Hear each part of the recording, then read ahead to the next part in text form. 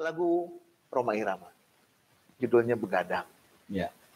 Oh, iya. Itu komprehensif betul. Dia ngomong dari segi kesehatan, ya. Dia ngomong dari segi banyak hal. Dia bilang begini, begadang jangan begadang kalau tiada artinya. Benar nggak? Benar. Benar. Begadang boleh saja kalau ada perlunya. Misalkan ngerjain tugas atau ada yang harus. Benar. Lalu dari segi kesehatan dia bilang, jangan terlalu banyak begadang. Muka pucat karena darah berkurang. Iya. Bila kena angin malam, segala penyakit akan mudah datang. Benar nggak? Benar. Lalu dia kasih solusinya. Dari persoalan dua itu. Dia bilang, darilah itu sayangi badan, jangan begadang setiap malam. Itu yang benar.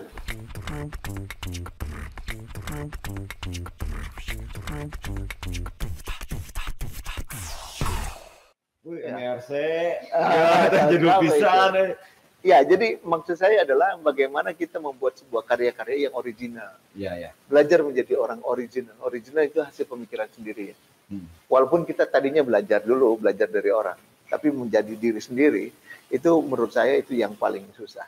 Iya, original. Di nada pun seperti itu ya, di betul. lagu pun seperti itu, betul. Lagu original. Betul. Memang mungkin ada yang, kok ini mah kayak nadanya seperti ini. Itu kan do, re, mi, fa, sol, la, si, do. Ya, cuma segitu. Kita hanya mengimprove aja kan?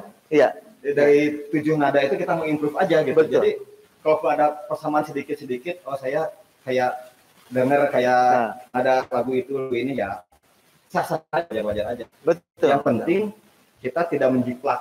Betul. Kan? Saya dulu untuk menjadi ciri yang berbeda, pada waktu itu dunia baladi dikuasai oleh Iwan Fals, Ebit G.Ade, ada Saung Jabo, lalu ada Leo Christie, ada Uli Sigarusadi, ada Frankie and James waktu itu.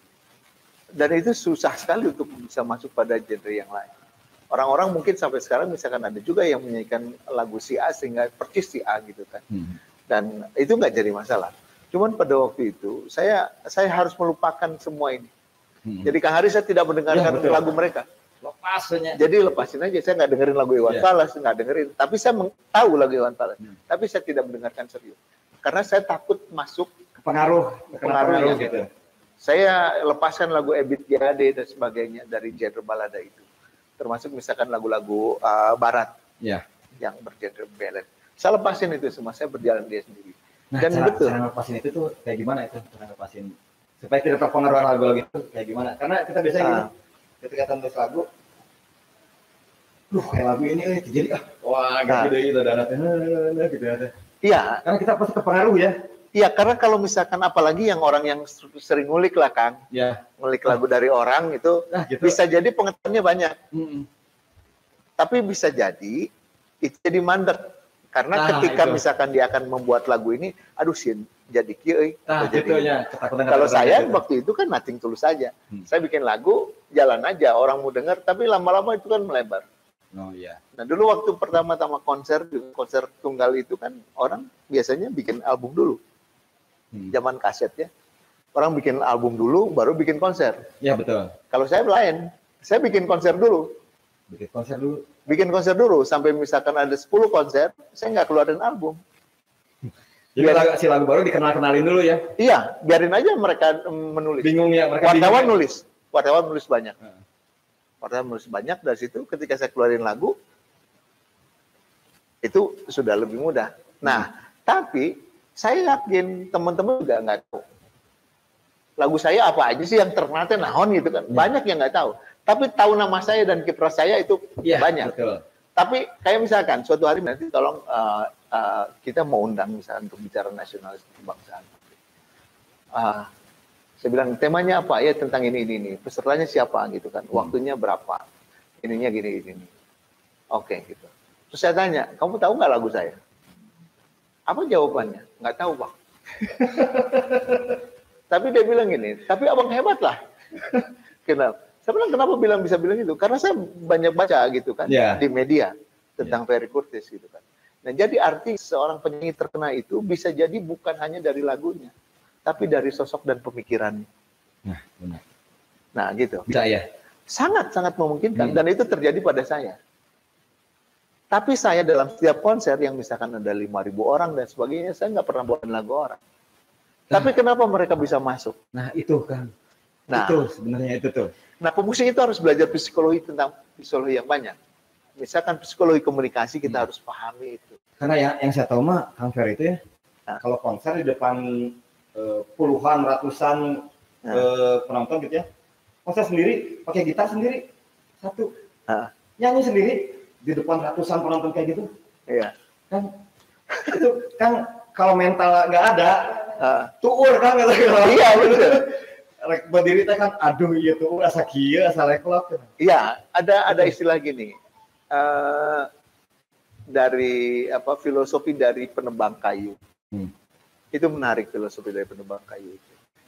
Kita kan ngelihat ya kalau ada pertandingan penebang kayu di luar sana ya, di luar negeri itu. Tak cepat sekali kan selesai. Ya. Tapi pertanyaannya kemudian yang harus kita tanyakan, kira-kira berapa lama dia mengasah keterampilan itu dan mengasah si alatnya itu ya? Si alatnya itu. Yang paling lama adalah mengasah alatnya. Yang paling lama adalah latihannya. Ya, karena setiap konser yang salah adalah metode latihannya. Karena tidak terasa mentalnya. Ya. Gitu. Jadi kalau misalkan ada orang Ferry Kudus kalau bikin lirik sangat cepat sekali. Kang Hari punya lirik, misalkan punya lagu, gitar, saya tulis liriknya, saya keluar lagunya, selesai. Cepat sekali. Tapi berapa puluh tahun Ferry Kudus menghabiskan menghabiskan waktu untuk menjadi seahli itu. Ya, gitu. Nah, di kelas inspirasi, saya punya kelas inspirasi. Selalu di akhir lagu itu, di akhir pertunjukan itu, saya membuat lagu. Jadi dari semua peserta. Gitu. Dari semua peserta, mereka kumpulin lirik. Saya kasih tahu, mereka suruh nulis lirik di depan ini, nulis tak, misalkan tentang kebangsaan. Itu saya edit semua. Saya pindah menjadi puisi. Ya. Dari puisi langsung langsung jadi lagu. Nah, itu juga yang terjadi dengan lagu sinergi BUMN yang dipakai sekarang. Yang dipakai jadi lagunya BUMN iya, ya? BUMN. Nah, kebayang saya ngasih kelas inspirasi di depan yang hadirnya itu adalah kepala BUMN seluruh Indonesia dan menteri. Ya. Tulis tuur itu tuh. Saya harus menyelesaikan dalam waktu itu. Misalkan saya dikasih waktu untuk pertunjukan itu sekitar misalkan 40 menit. Tapi saya harus menyelesaikan lagu itu dalam waktu 10 menit. Jadi kayak gini. Jadi Kang Ferry ini improve-nya itu udah bisa kesana sini gitu, improve-nya gitu ya. Iya. Jadi improve-nya kalau kita mah improve kan dalam bermusik misalnya mau dari C mau ke G kita improve dulu kemana baru kan gitu. Kalau Kang Ferry mah enggak, improve itu justru pada saat dia bisa saat itu juga Kang Ferry mah bisa bikin lagu improve gitu kan. Ya. Dengan lirik, berikut dengan nada juga dengan bisa jadi improve. Dan kita harus berpikir bahwa lagu itu harus bisa diikuti oleh semua. Nah, pemahaman itu saya bisa dapatkan dari puisi, Kang. Nah, dari puisi. Jadi gini, kalau kamu bikin puisi kalau misalkan kita menulis puisi yang salah atau kita membaca puisi salah, maka membuat lagunya juga akan salah, memusikalisasinya juga akan salah. Jadi di awal dari pembacaan dulu. Nah, kalau dalam kehidupan kita harus memahami dulu persoalannya, baru implementasinya baru kita akan paham. Jadi membaca puisi itu, baca puisi dulu yang benar, baru bisa memusikalisasi puisi. Jadi kalau misalkan membacakan puisi salah, yang keluar dalam benak artinya juga itu salah. Jadi artinya begini, kalau misalkan kita punya sesuatu barang ya, ini harus komprehensif membuat karya itu. Jadi nggak harus nggak dalam satu titik. Ya. Ini waktunya masih lama ya? Ya, tenang. Oke. Misalkan gini. Oke, saya kasih contoh. Misalkan ini HP. Ya. HP ini begini. Oke. Atau HP ini ada di sini. Saya akan bilang bahwa HP depannya adalah layar. Ya.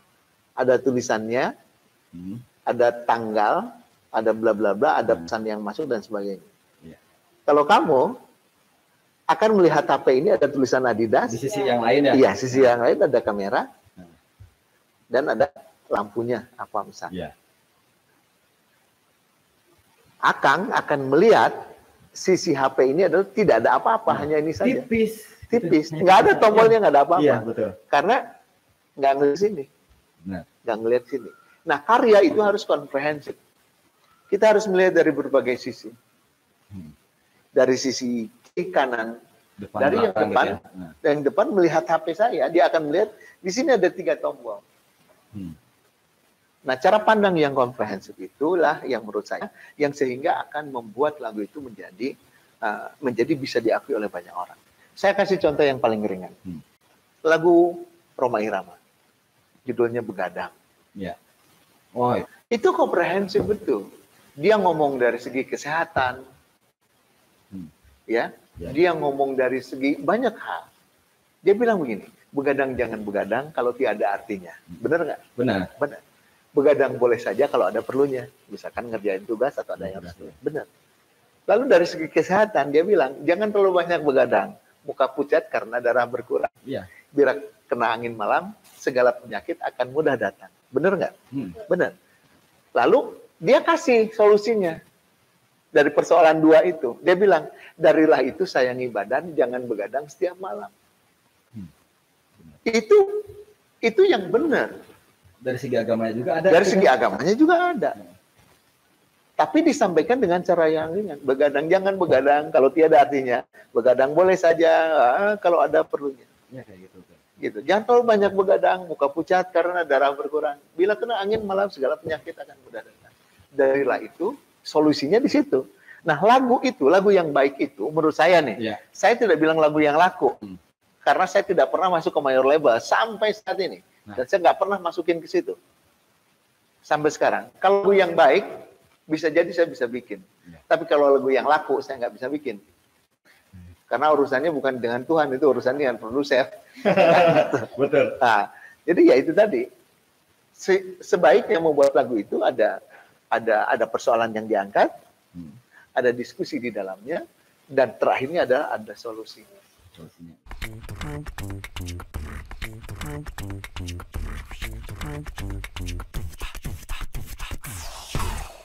Ya solusinya ya tadi itu, jangan terlalu banyak begadang, bla bla bla. Nah, barusan ya ada dapat ini. Selama ini bikin lagu, katanya kan berarti Akang kan tidak masuk ke major label ya. Berarti Akang membuat lagu ini secara indie atau independen ya? Indie total. Indie total ya, independen. Jadi harus juga kita ketahui bersama bahwasannya untuk indie itu bukan genre ya. Indie itu adalah sebuah istilah yang artinya mungkin berarti dari independen, berarti tidak masuk ke major label, melainkan berdiri sendiri ya. Mandiri gitu. Bikin lagu sendiri, mengedarkannya pun dengan cara sendiri juga, seperti itu. Nah, Kang, pada saat untuk merekamnya menggunakan apa kira-kira? Menggunakan apa? Ya, saya selalu memakai jasa teman-teman ya. Mereka bantu teman-teman. Saya di studio recording ya. Studio recording. Digital. Ada, kalau dulu masih manual, sekarang ya pasti digital. Terus saya juga diaransemen oleh teman-teman yang memang ahli di bidang itu. Saya hanya bicara begini, bahwa ini lagu ini bicara ini. Saya misalkan kalau saya punya gambaran melodinya seperti ini, atau apa saya ceritakan sama mereka, lalu mereka mengini sendiri. Mengapresiasikan apa yang saya bikin gitu. Nah, terus begini, dalam membuat lagu saya selalu punya tujuan. Gitu. Kalau misalkan lagu literasi itu sampai sekarang dinyanyikan di seluruh Indonesia, karena memang tujuannya untuk itu. Karena jarang banget kan. Dan nggak ada ya. Nggak ada. Ada juga lokal ya. Yang lokal misalkan dia nulis dia di lingkungannya aja. Jadi nggak keluar gitu. Jadi Akang tuh untuk sekarang itu kalau zaman dulu bikin lagunya seperti gimana? Sama aja sih sebetulnya. Saya nulis lirik, saya misalkan main gitar gitu, lalu ngobrol sama teman-teman gitu-gitu. Ya. Kalau misalkan ini nanti setiap konser juga begitu, Kang. Bahkan konser misalkan latihan itu cukup misalkan bisa jadi 1 hari. Karena cuman mereka kan sibuk ya. Kalau keuntungan sama kalau kita bikin masalah untung dan ruginya, kita masuk ke major label dengan indie, Apa sih Kang perbedaannya Kang? Karena saya tidak masuk di mayor label, saya tahu keuntungan dan kerugiannya. Oh. Tapi saya tahu juga banyak orang yang gagal di mayor label dan saya tahu ceritanya. Nah, contohnya aja kan contoh-contoh. Misalkan gini, ini moga-moga nggak salah ya, karena saya tidak mengalami. Iya, gitu. betul. Saya hanya mendengar cerita itu. Kalau misalkan kita bikin lagu nih, bikin album, bikin, oke dikontrak selama 5 tahun. Misalkan kita harus menyelesaikan 5 album. 5 album. Oke, 1 album keluar. Udah keluar dibayarin habis nih. Mau masuk sini, mayor label yang lain ada unggulannya. Yang pasti ini kalau dikeluarin ini akan rugi. Oh, gitu ya. Nah, terus. Akan rugi. Mereka keluarin kan yang itu. Ya. Dan ini si produser ini nggak mau keluarin ini. Si album itu ya. Si album ini padahal kontraknya 5 tahun. Ya. Kan? Dia nggak mau keluarin ini karena dia tahu kalau dia keluarin juga kalah ini. Si band ini tuh kalah gitu ya. Kalah dan akhirnya keluar bos. Sampai mentok sampai 5 tahun. Si band nggak bisa pindah label. Nggak bisa pindah label, jadi ulang hutang. Iya, jadi balik ya. Iya. Betul kan? Betul ya, betul. Ya, jadi seperti itu. Jadi terus kebebasan berekspresi juga ya. Kebebasan berekspresi, semua diatur. Tulis lirik dan segala macam juga lagunya harus dibatasi ya. Iya. Pemilihan lagu unggulan juga. Iya.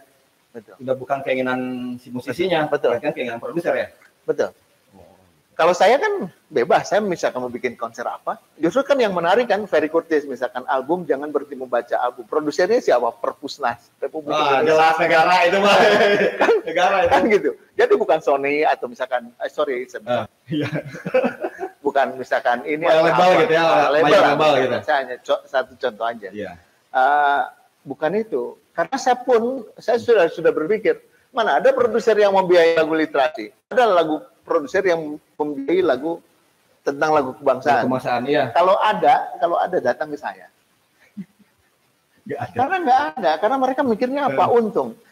Bisnis mereka tuh. Bisnis. Kalau misalkan kita selalu mengatakan tentang untung, dunia pendidikan akan hancur kalau kita ngomong untung rugi.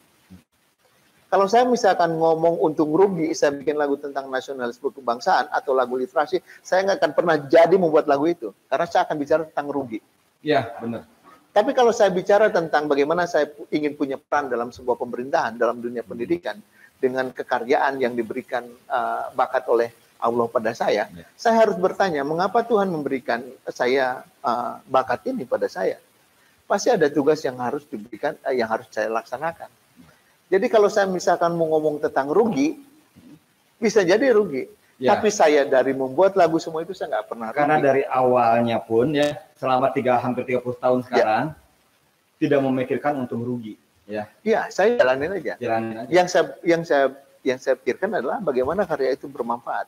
Dan kalau saya untung, kalau ada keuntungan di situ, itu bonusnya. Iya, betul. Iya. Kayak gini aja lah. Kita bertanding gitu ya. Bertanding, masalah kalah dan menang itu adalah hasil nanti gitu. Benar. Ya sekarang ikut aja mulai dari awal tuh kan. Dari awal masuk ke perempat, masuk ke perempat, masuk ke semifinal kayak gitu, akhirnya final gitu kan. Misalnya juara, ya alhamdulillah gitu. Iya. Saya beruntung ya, beruntung ada 5 lagu saya yang jadi lagu nasional.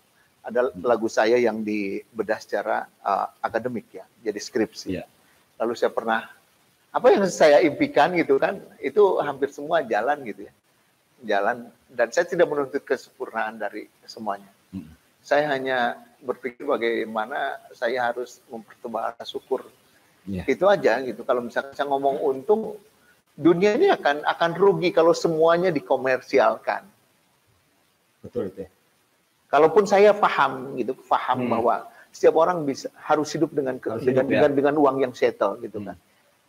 Tapi di zaman yang sekarang ini menurut saya ya itu tadi. Makanya saya bikin tagline itu menjaga kewarasan. Ya, itu ya. Saya selalu membuat itu. Instagramnya apa Kang? Ferry Curtis Ballet. Ferry Curtis Ballet ya.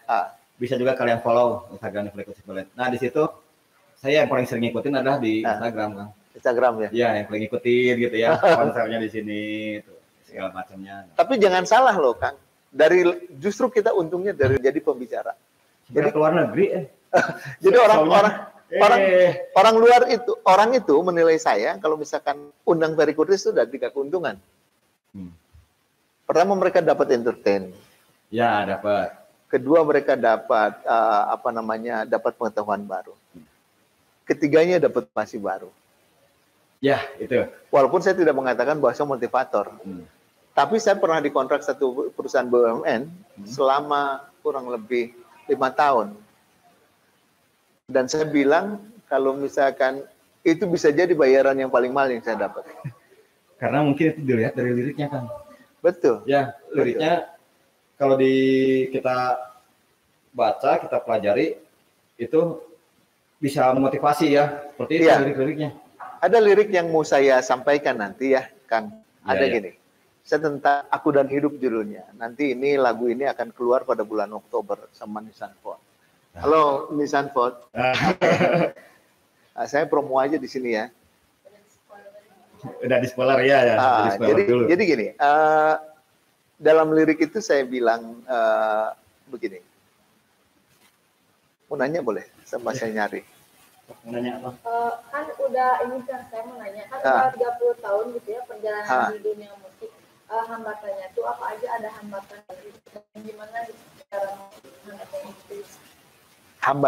Hambatannya banyak. Lebih pada misalkan godaan ingin seperti orang. Ingin seperti orang lain. Ingin seperti orang. Nah, itu ya. Gitu. Terus kita memaksakan diri. Misalkan dulu gini. Dulu kan kalau misalkan kita ngelihat orang-orang main di kafe atau di apa, senang tuh kan. Senang. Senang gitu. Nah, itu juga saya juga ada godaan, saya pengen juga main gitu. Tapi saya melihat bahwa kemampuan saya tidak ada di situ dan kenyamanan saya tidak ada di situ. Jadi misalkan saya harus mengukur diri.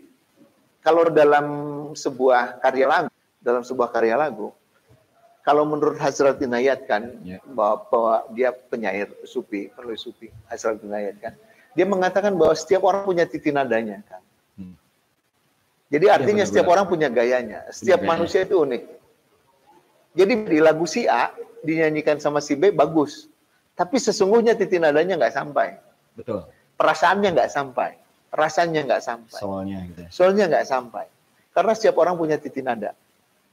Dia hanya bisa dikatakan percis menyanyikan lagu itu. Nah, akhirnya ke situ kan? Persis. Bagus. Dia persis bawanya kayak si A gitu, si B ya. Nah, benar. Yang untuk album ini nanti 2 single yang kita keluarin, saya nulis anak muda tentang bagaimana ini menceritakan bahwa saya pernah jatuh, saya pernah terpuruk. Oh, itu apa judulnya itu? Aku dan Hidup. Aku dan Hidup. Jadi saya pernah jatuh, saya pernah terpuruk, saya pernah tidak ingin menyelesaikan pertandingan ini. Saya tidak ingin menyelesaikan, saya tidak ingin menyelesaikan sekolah di SMA. Tapi akhirnya saya harus kembali ke kelas dan menyelesaikan itu.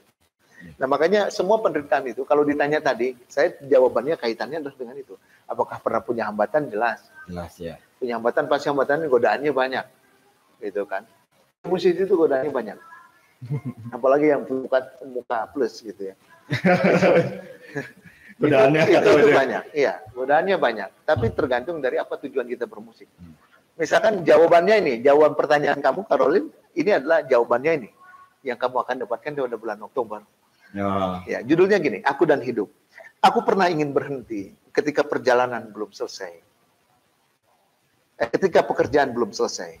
Aku pernah terpuruk dan menangis ketika keberhasilan sebenarnya tinggal seberapa langkah saja. Sampai satu titik aku tersadar, aku akan dilindas zaman jika aku tidak melakukan apa-apa. Aku pernah ingin mengunci diri ketika terhimpit perih beban hidup. Aku pernah merasa hidup tak beruntung ketika kegagalan datang beruntun. Padahal hidup tidak begitu.